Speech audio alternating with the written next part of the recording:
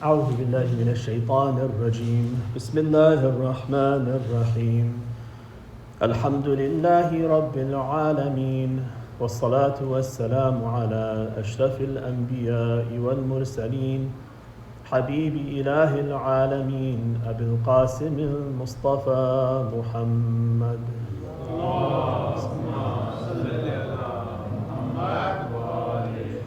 وعلى أهل بيته الطيبين الطاهرين رب اشرح لي صدري ويسر لي أمري واحلل عقدة من لساني يفقه قولي أما بعد فقد كتب الحسين بن علي عليهما السلام وصية لأخيه محمد بن الحنفية إني لم أخرج أشرا ولا بطرا ولا مفسدا ولا ظالما وإنما خرجت لطلب الإصلاح في أمة جدي رسول الله أريد أن آمر بالمعروف وأنهى عن المنكر وأسير بسيرة جدي وأبي علي بن أبي طالب صلوات الله محمد وعلى محمد.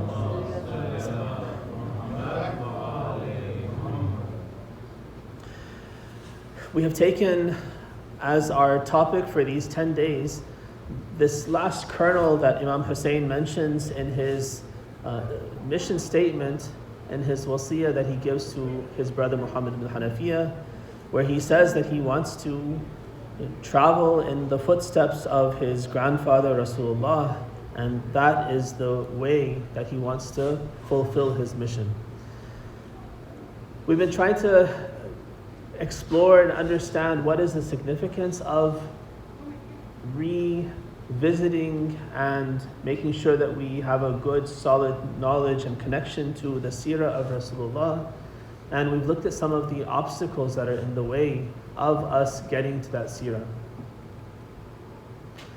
Today, I want to engage with you in a couple of, I'll start one of the stories and then we'll go through a couple of other stories in the coming days.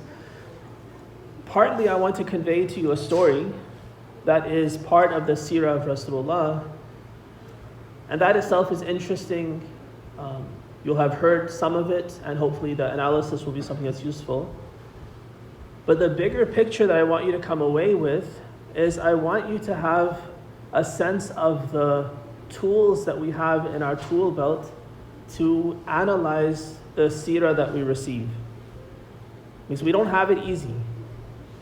People always say, like, what's an authentic book that you can recommend to me that will tell me the seerah of Rasulullah according to Ahlul Bayt?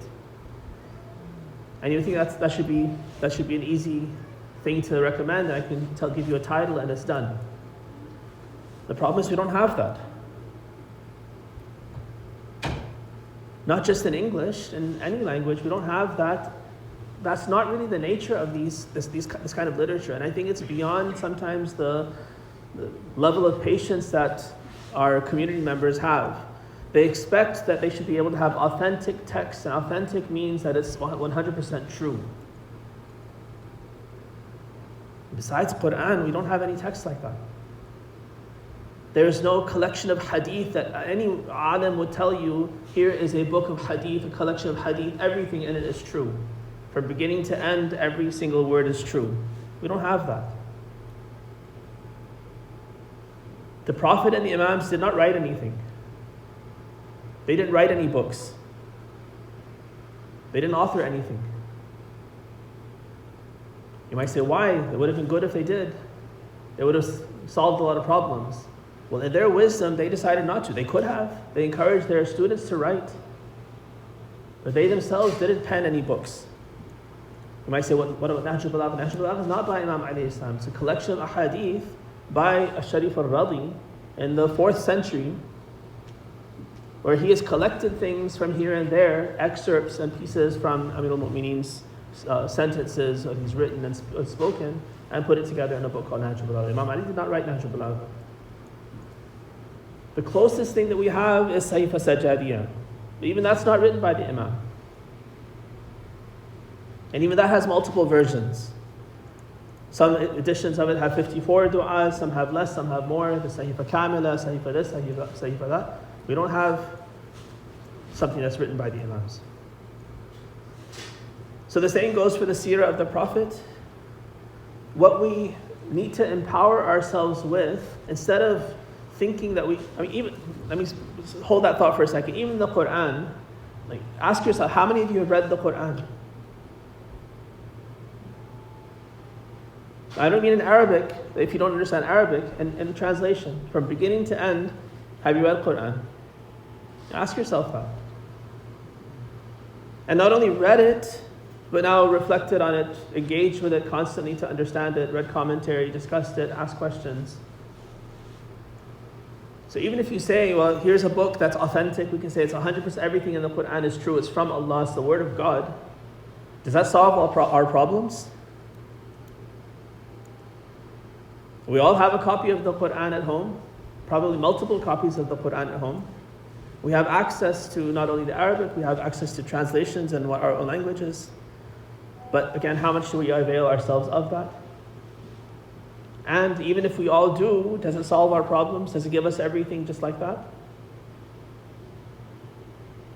The Ahlul Sunnah and the Zaydis and the Ismailis and everyone else also have the exact same Quran. They are also accessing it in the best way they can. Again, does it solve our problems just like that? The solution is not in having a book. An authentic book would solve all of our problems. It doesn't work like that. And that is part of the secret of why the Imams didn't write anything. Their goal was not just to give you another book. The book's already there. They're trying to train us as people. And we have to improve as people. We have to now engage. If it's a book, that requires us to read it, to study it, to ask questions about it, to take notes, to read it, commentaries about it. All that has to happen before we can understand any complex book.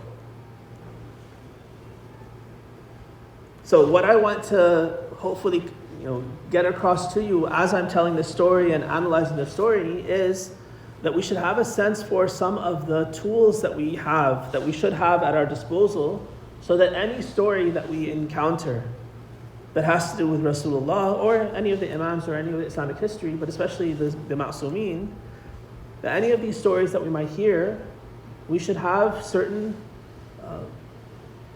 methodology, certain tools that we can use to now evaluate and ask the right kinds of questions. Otherwise, what happens is, tomorrow you hear another story of Rasulullah, and you're not sure, is it true or false? This sounds fishy, that sounds fishy, I'm not sure, what's the source? What are the questions? How do I even engage? How do I know if it's true or not? So instead of just looking for a quick answer and asking, your dial in alim, is it true or is it false?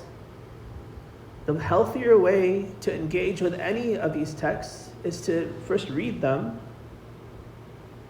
And if you have certain litmus tests, certain criteria that you can have as anchors that will keep you on the right path, then as you engage with a story that you're uncertain of, you won't be suddenly cast into a crisis where all of a sudden you have to question, is the Prophet even infallible? The story seems to say he made a mistake. Now, does that mean that I have to question my whole belief in infallibility of the Prophet? And all of a sudden you lose your grounding? No, keep your grounding. If you have the right anchors, then you're grounded. And even if you come across a story that raises some questions, fine, you have a way to deal with those questions, but it doesn't mess with your anchors. Your anchors are solid.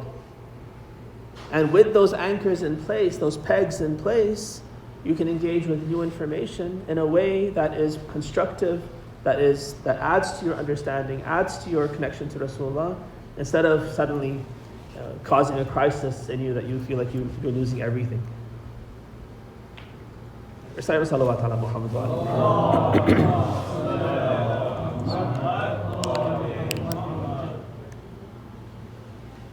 The story I want to tell you about actually takes place before Rasulullah's time, but it's always included in seerahs, both written by Sunni and Shi'i authors. It is a story that has to do with the Prophet's grandfather, Abdul Muttalib. And the story tells us, I'm just going to narrate the story first. The story tells us that Abdul Muttalib made a prayer to Allah and a pledge to Allah. The prayer was, "Oh Allah, give me 10 sons so that I can do your work and with the help of my 10 sons." And then the pledge that he makes, according to the story, is, if you give me 10 sons, I will sacrifice one of them. I will slaughter him for your sake. Every seerah that you open is very likely to have this story in it. Sunni and Shi'i scholars, they narrate this story. So apparently he makes this dua when he only has one son, his oldest Harith ibn Abdul Muttalib. And Allah gives him, over the course of many years, he gives him the 10 sons. In addition to many daughters, but he has 10 sons. The 10th of the sons who is born, his name is Abdullah, the Prophet's father. So now that he has 10 sons, Allah has fulfilled the dua. Now it comes time for Abdul Muttalib to fulfill the pledge that he made to Allah. So the story tells us that he goes in front of Hubal, this big idol made of aqiq. He goes in front of Hubal and he draws lots between his 10 sons to see who is going to be the sacrificial son to be offered up to God. And so he draws lots according to the story, and Abdullah's lot is drawn.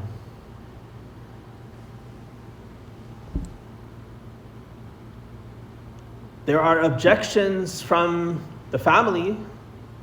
How can you do this? This is murder. Even the Banu Makhzum, because the grandmother of Abdullah is from the tribe of Makhzum, the clan of Makhzum, which is one of the other noble clans of, aristocratic clans of Quraysh. They also object. How can you kill our nephew? So everyone's objecting. Somebody has the idea that why don't you consult an oracle, Arrafa.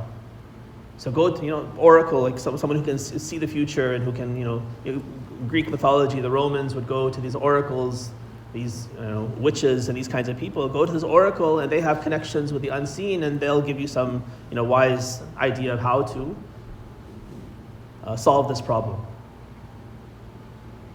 Another narration tells us that one of Abdullah's daughters, Atika, she's the one who gives the suggestion. So anyway, either the oracle or the daughter Atika, she gives the suggestion to Abdul Muttalib that instead of killing Abdullah based on drawing of the lots, based on the pledge that you made, why don't you offer a replacement?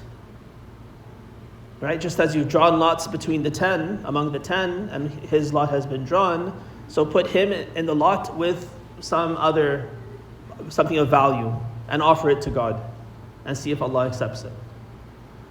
So based on the story, Abdul Muttalib says that's a good idea. So he draws lots between Abdullah and 10 camels. And when he draws the lots, still Abdullah's name comes out. And he adds another 10, so 20 camels, still Abdullah's name. He keeps on adding 10 by 10 until he gets to 100 camels. When he draws lots between 100 camels and Abdullah, the lot of 100 camels comes. And then he feels guilty that I don't want to play a trick. Sometimes people, they look for istikhara and then they're not happy with the istikhara, so they do it again and again and again. They ask someone else to do it until they finally get the answer that they want, and they say, okay, this is the istikhara, I'll accept. It's not the way to do istikhara.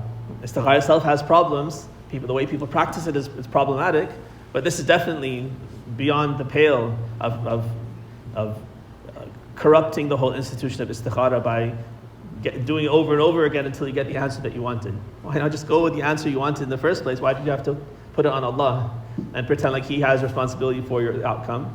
Just take responsibility for the outcome yourself and make your own decision. So to make sure that he hasn't been unfair with Allah by drawing lots until he got the outcome he wanted, he does it another 2 times. So 3 times he draws lots between 100 camels and Abdullah. All 3 times the camels come out, and so he feels satisfied that Allah is happy, and he offers the camels.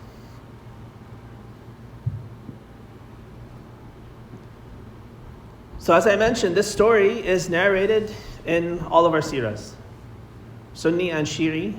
You'll notice that even our Shi'i seerah writers will mention the story. It raises some questions. I saw some of your eyebrows going up. Maybe it's the first time you're hearing it, or you've heard it before, but you know some of the problems. There's some serious problems here. The basic one is this is murder. What kind of a righteous act is this? Can I say, Allah has given me, mashallah, 6 children, let me offer 1 as a sacrifice, let me kill 1 as a sacrifice to Allah? What kind of act of ibadah is that? What kind of an act of devotion is that to get closer to Allah by killing one of the blessings that Allah has given you?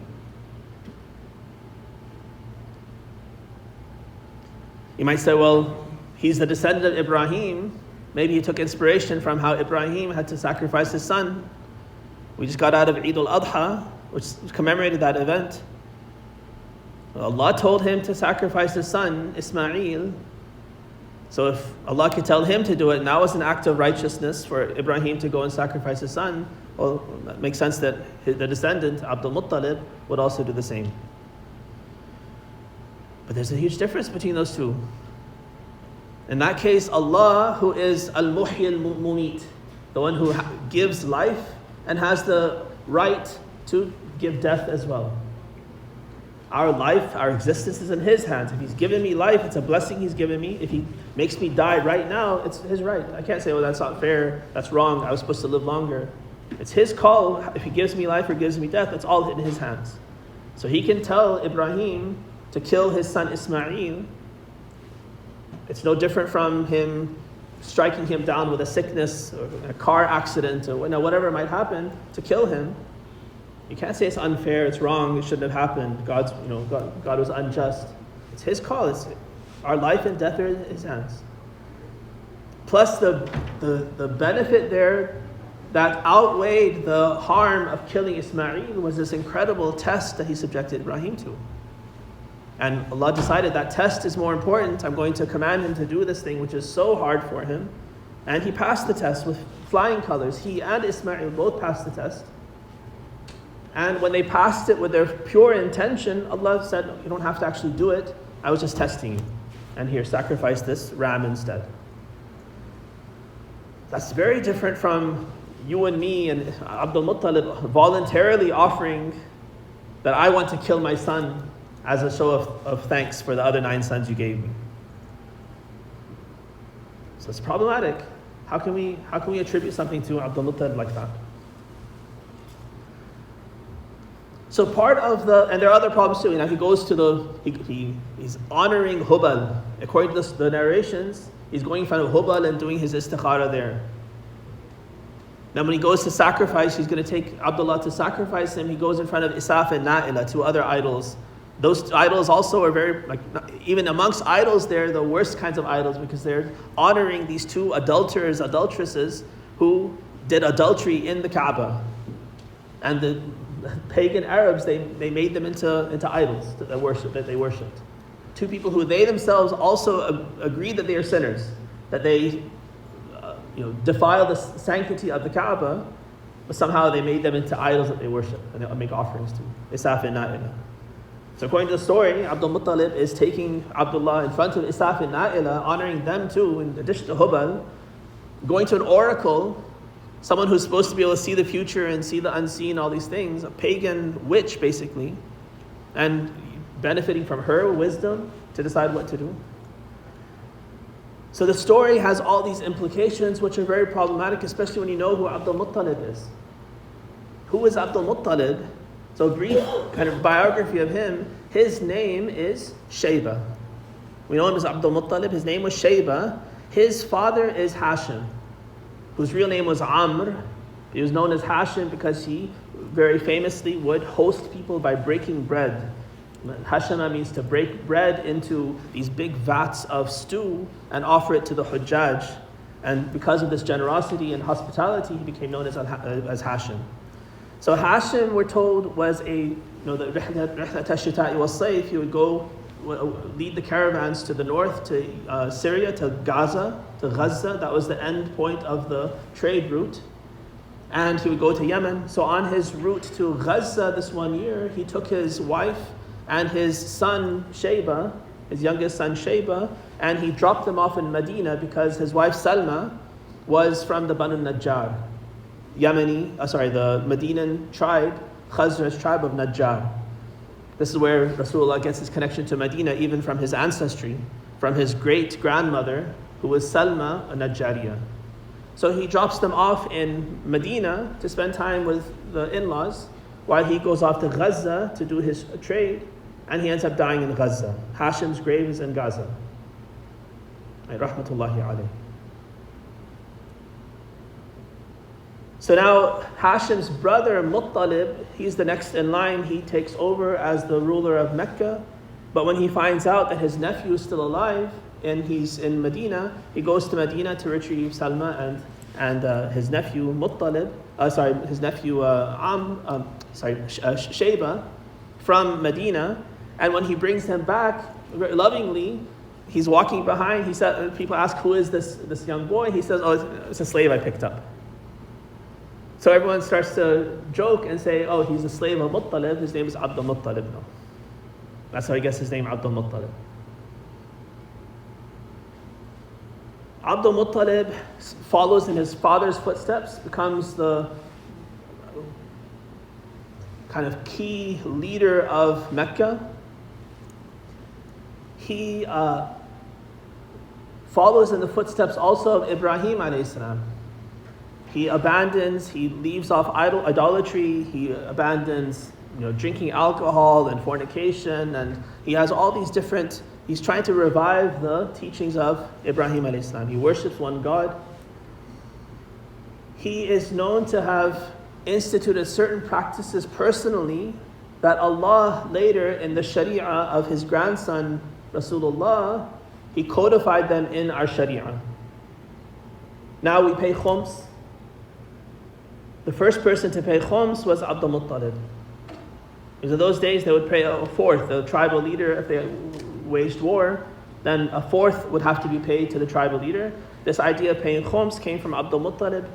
It's a long story, I won't tell the whole story, but basically the well of Zamzam had been buried and lost generations before by some warfare that took place. The Jurhum people who had been there from Ismail's time, they were driven out. Another group came in. As they were leaving, they filled in Zamzam with rocks and sand, and they also buried certain ornaments that were there in the Kaaba. So all of that was buried, and then lost. No one knew where Zamzam was for all these generations. Abdul Muttalib is given a vision by Allah to tell him where to dig to uncover Zamzam. And so he goes with his son Harith, and they dig and they uncover Zamzam. The water comes out. In the process, they find those ornaments, gold statues of gazelles and all sorts of gold ornaments. And so this huge buried treasure comes out along with Zamzam. People are amazed, and they are so grateful to him for reviving Zamzam. Some of them feel jealous and they want some of their share of the booty, and so they have some share. He says, no, 4/5 of this goes to charity. The 1/5, the khums, I'm going to use to decorate the Kaaba. So he builds the door and he builds the mizab and certain things and uses the gold from that treasure, 1/5 of which is the khums, for this purpose. So that 1/5 that he takes that's the khums. Then Allah later legislates khums as 1/5 of this excess, the booty or the excess income that we have, and to honor Abdul Muttalib. The Imams actually mentioned the connection that the reason why Allah has done this is to honor Abdul Muttalib. When you go for a tawaf around the Kaaba, at the time, the people would just do tawaf over and over again. Abdul Muttalib is the one who said, no, 7 times is how much we're going to do tawaf around the Kaaba. Now that's how many ashwat we do. We do 7 ashwat around the Kaaba to make 1 tawaf. And like that, so many different practices. He used to go out to Hira. He was the one who initiated this practice of tahannuth. Tahannuth was this kind of what i'tikaf that we call it now when we go into a masjid. He used to do i'tikaf but out into Hira, outside of Mecca, and go up to the mountain, into the cave, and spend some time there to reflect and to worship, and then come back renewed. So he started that tradition. That you all know that Rasulullah carried on that tradition, and that's where he was raised as a prophet and given the duty of prophecy. So many connections are there to show us that this Abdul Muttalib is an outstanding person.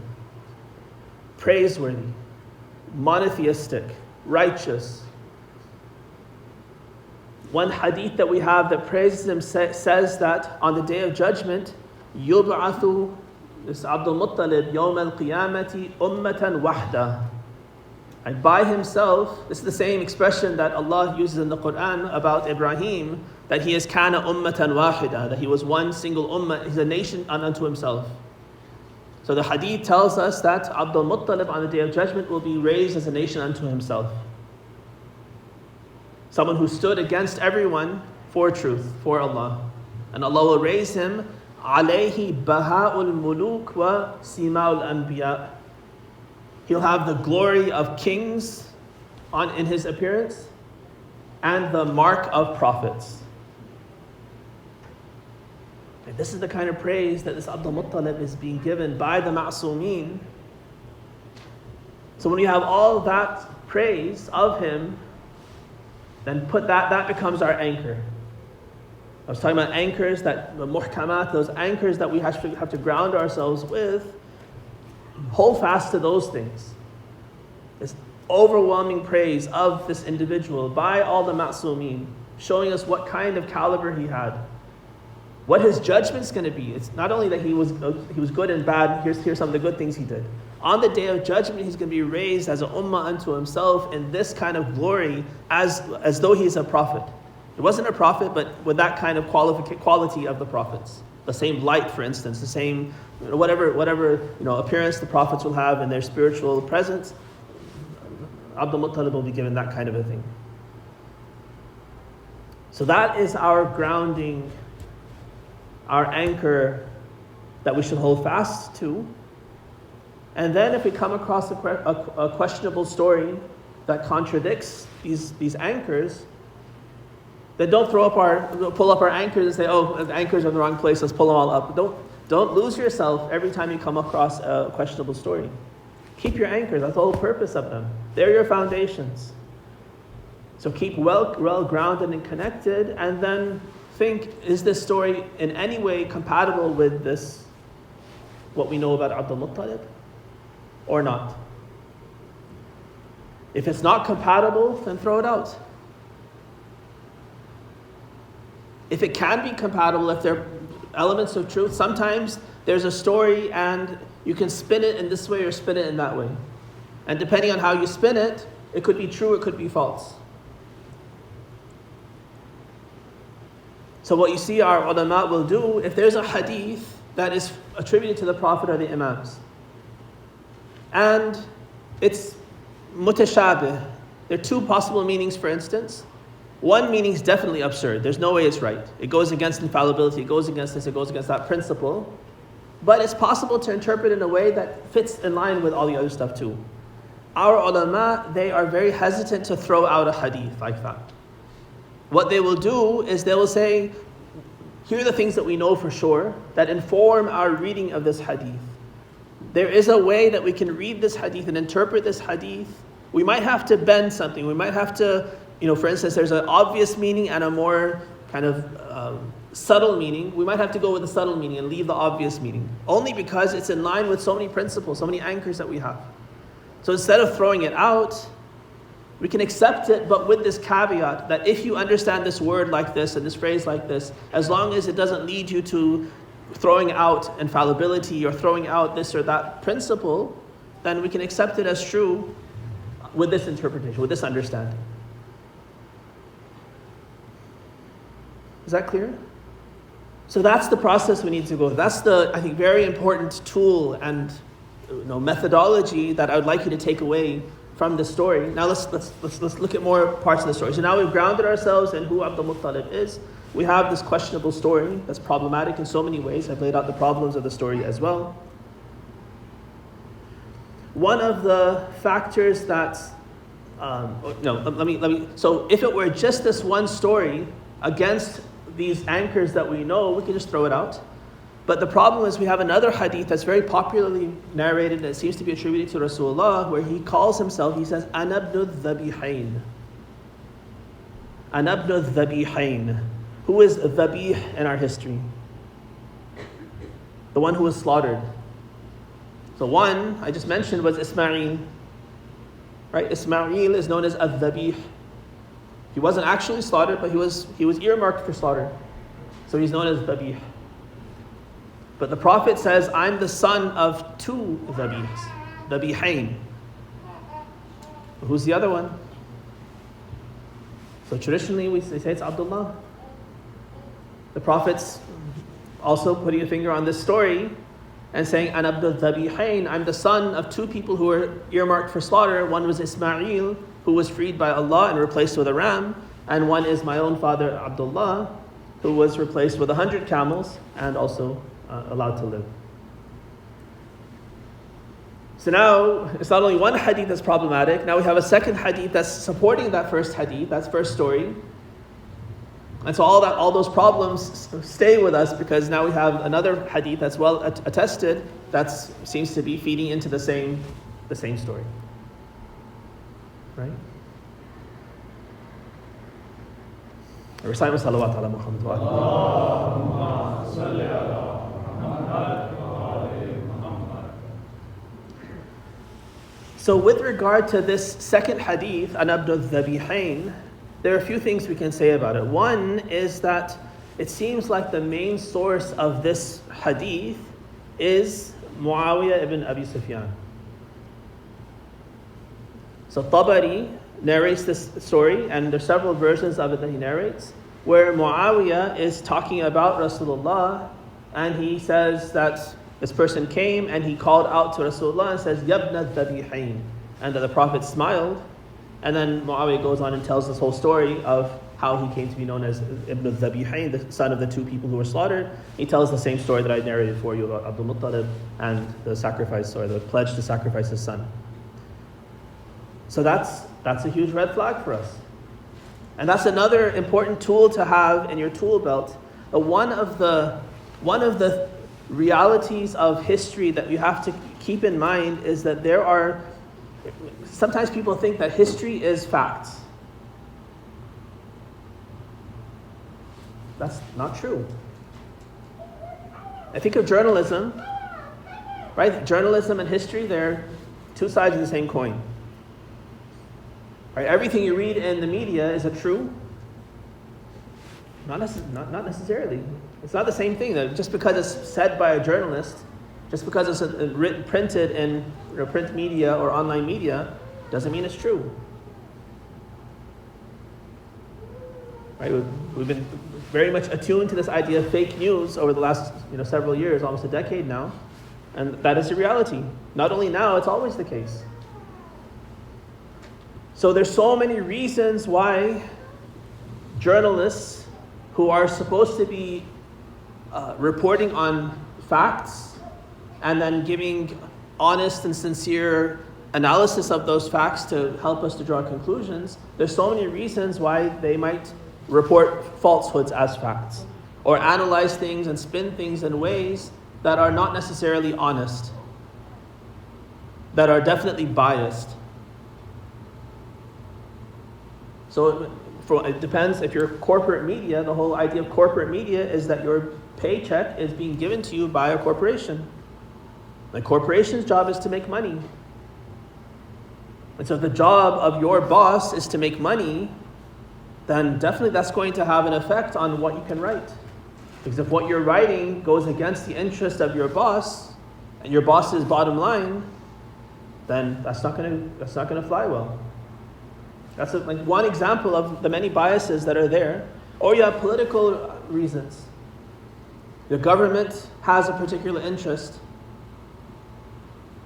They can definitely influence what kind of information is being released, what kind of things are being leaked, how those things are being spun to serve their own political interest. So those are two examples of why things get biased sometimes in media, in journalism. Well, history's the same way. So one of the things that we have to be constantly vigilant for when we're looking at history, and one of the realities that was there, one of the biasing factors that was very strong in the writing and the recording of history after this huge hiatus, this huge gap when nothing was written about the seerah of Rasulullah, was Muawiyah, and he was the best of them, but then his successors also did a big job in biasing how history was remembered to serve their own political ends. So one factor that we see that's a constant thread through history is that we see that there's an effort to try to bring down the status of Ahlul Bayt and bring down the status of the ancestors of Rasulullah to make Ahlul Bayt seem like they're just normal people. Rasulullah, Muhammad's just a man. Doesn't the Quran say, إِنَّمَا أَنَا بَشَرٌ مِثْلُكُمْ? Stop there. If you put a period there, it's very easy to sell this. Like, falsehoods are best, are most acceptable when there's a kernel of truth to them. إِنَّمَا أَنَا بَشَرٌ مِثْلُكُمْ, period. If you put a period there, I'm just a man like you. What's special about me? Forget about the yuha ilayya, which comes right after it, to whom revelation is given, wahi is given. That makes him a little bit different from the rest of us, right? But if you stop at إِنَّمَا أَنَا بَشَرٌ مِثْلُكُمْ, make him like a man, so what's the big deal? Muhammad is a man, my ancestors are a man, Ali is a regular person, he's one of the companions, Abu Bakr is one of the companions. What's the big deal if one gets selected or one gets selected? It doesn't make a difference. Whoever takes the position, takes the position. It's not a big deal. Right? So all of a sudden, if you think of Muhammad and Ali alayhi salam as being just regular people, then it becomes very easy to displace them, to say that, yeah, fine, they're special, they're very noble, they're very knowledgeable, but they didn't make the cut. They didn't get elected, they didn't get chosen. They lost. Big deal. But to do that, you have to bring everyone down. The ancestors in particular of Rasulullah, you have to make them out to be kafir and mushrik. Because the ancestors of the Banu Umayyah are all kafir and mushrik, of the worst kind. So to make things seem the same, then somehow you have to create stories that say, oh, Hashim did this and Abdul Muttalib did that. He's no better than Harb and Umayyah, our ancestors. So with that in mind, then with that lens, corrective lens, then you look at these stories and you realize, well, wait a minute. Muawiyah is the one that's narrating the story, calling Rasulullah ibn al-Zabihain as a way to honor him, showing that he himself is pleased. The story says he smiled when the person called him ibn al-Zabihain. It seems like maybe it's something good, but then between the lines, what is it doing? It's calling into question the virtue of the grandfather of Rasulullah, Abdul Muttalib, that he was just a pagan like any other pagan. He also did something so silly and so absurd that he wanted to kill one of his sons. He worshipped the idols. He went to the oracle, all these sorts of things. So why is Muhammad so special if his grandfather is the same as my grandfather, then what's the big deal? Right? So that's a really important tool in our tool belt to help us to filter through the information that we're receiving and see, is there some agenda that would lead people to narrate this particular idea? Another piece of information to help us to solve this, to think maybe Ibn al-Dhabihain has a right meaning. There's one red flag that Muawiyah is one of the ones who narrated it, but the meaning itself could be right. We have another hadith that Shaykh al-Saduq mentions. He says that Ishaq alayhi salam, the brother of Ismail, he had this sense of ghibta. Ghibta is a term that we use for envy. Not the bad kind of envy that leads to jealousy. I hate you because you have this thing that I don't have. Not that. But this admiration that you have such a virtue. I wish I also had that virtue. I want to aspire for that virtue. That is a good quality. In akhlaq, we call it ghibta, as opposed to hasad. Hasad is that evil, angry, I wish you would die, I wish you wouldn't have that blessing. Ghibta is this admiration. You have something that I want, I wish I could also have that. I also aspire to have that virtue or that blessing, whatever it may be. So Ishaq alayhi salam, also a ma'soom prophet, he had this ghibta of his brother, his older brother Ismail, because Ismail had gone through this huge test and he had passed with flying colors. When Ibrahim tells him his dream, he says, do what you've been commanded to do. Inshallah, you'll find me to be one of the patient. He submits himself to the test of Allah, and he is known in paradise as al-Dhabih. So Ishaq expresses this admiration for his brother. He says, I wish I also had the opportunity to have such an honor bestowed on me. And we're told in the hadith that Allah tells Ishaq alayhi salam that because of this sincere intention that you have, that you wish you had had this virtue, in the paradise you will also be known as Dhabih. Because your intention is what's important. إِنَّمَا الْأَعْمَالُ بِالنِّيَّاتِ. Your intention is what's a primary importance, a sincere intention. If you succeed in doing it or not, that's actually besides the point. But if you have a sincere intention that you wish you could do something, you want to do something, but circumstances don't allow you to do it, no problem. You still get the reward for having done it, because that's what's important, that you had the sincere intention to try to do it. So this hadith gives us a whole new understanding. If the Prophet is Ibn al-Dhabihain, why say Ismail and Abdullah? Why not Ismail and Ishaq? These two are Dhabih, and these two are the progenitors of all the monotheistic religions. If Ibrahim, we say he's the father of monotheism, Ismail is the father of the Arabs down to Islam, and Ishaq is the father of Judaism and Christianity. That's a very important position that Rasulullah, as Khatamul Anbiya, has to fulfill. He has to bring everyone back together. Don't follow the old religions, the adulterated religions that are the remnants of what Ishaq and Isa and Musa taught. Come back through Rasulullah, who's the inheritor, the heir. We call Imam Hussein, Ya Waritha Nuh, Ya Waritha Isa, Ya Waritha Musa. Well, he's also inheriting through Rasulullah. Rasulullah is Warith of Musa and Isa and Ibrahim and Nuh and all of these prophets, right? So he is Ibn al-Dhabihain. He's the one who is the son, the heir of these two great prophets, Ismail and Ishaq. And all the followers of Ishaq, who are Christians and Jews, should come back to the truth of Allah's revealed religion through Rasulullah and follow the latest version, the best version, and the final version of the religions taught by all of their prophets. So this hadith, there are two ways to think of it. One is that we have to discard it because it was narrated by someone like Muawiyah with this wrong intention. But there's also a correct meaning that we could get from this. Maybe he spun it in a wrong way. If there's a correct meaning for this hadith, that the Prophet is Ibn Ishaq and Ibn Ismail, but Muawiyah took advantage of it and created a story, or maybe there was a rumor already, he made it into a story to try to cast aspersions on the grandfather of Rasulullah.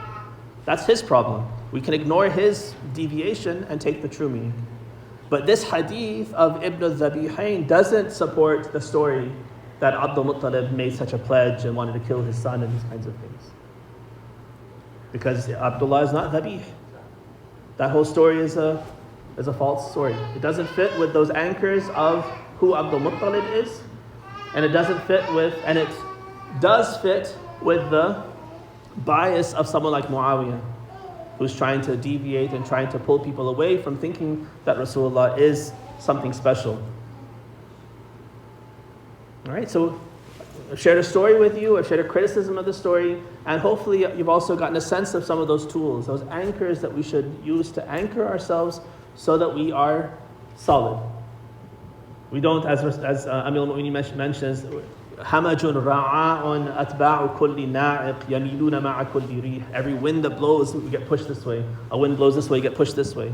We shouldn't be so weak in our faith that we get pushed this way and pushed that way by every piece of information that comes our way. We should be solid enough, anchored, solid rocks like Simon Peter of Isa alayhi salam's companions, his wasi. He's Peter, he's a rock. Peter means rock. Like Malik al-Ashtar, Imam Ali calls him a mountain. He's like a mountain where nothing can climb that mountain, nothing can reach the pinnacle of the mountain that is Malik al-Ashtar. Right? That's the kind of solid foundation we should have in good, solid belief, so that we can deal with the wind coming this way and that, and not be pushed this way and that. But rather we look at it, we can examine it, and say, no, you go, because you don't fit with the criteria for what is true. Or I can accept you, but with these caveats, so that you fit in with the rest of what I know to be true. Recite salawat ala Muhammad wa alihi.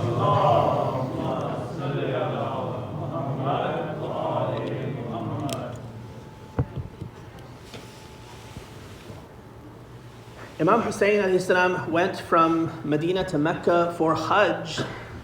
When he gets there, he finds that Yazid has appointed Amr ibn Sa'id ibn al-As, one of the Umayyads, as the Amir al-Hajj, the manager of Hajj for that year, and he's given him instructions that you should kill Hussein wherever you find him. When he sees that this is the case, he says that I won't stay here in Mecca then. Even though I've made my intention for Hajj, I've come with ihram and everything, but I will not be the one because of whom the sanctity of the Kaaba is defiled. And so he changes his intention, makes his sacrifice of Hadi, and he leaves Mecca.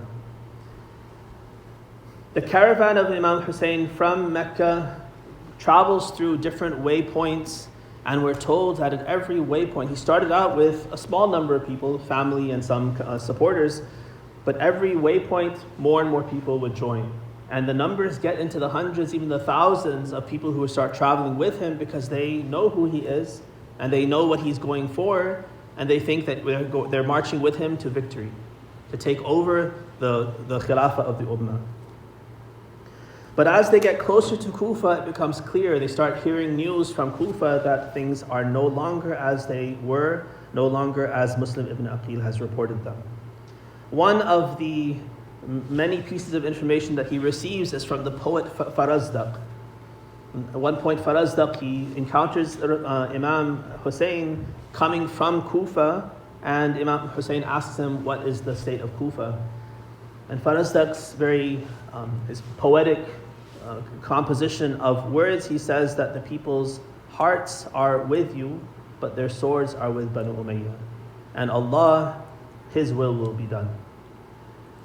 So Imam Hussein recognizes that things have changed. Whatever Muslim has told me about, things have changed, and maybe the Muslim himself is in danger. He doesn't know what has happened to Muslim by this point.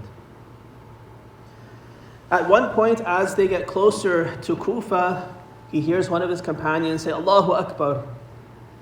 And he asks him, what are you saying takbir for? He says that I see an oasis. There are trees on the horizon, and I see that we're coming to water. I'm excited for that. Imam Hussein says that this isn't the place for an oasis. There are no trees here that I know of. And so they wait a bit, and then they see that actually these are spears that have been raised and banners that have been raised, and it is an approaching army.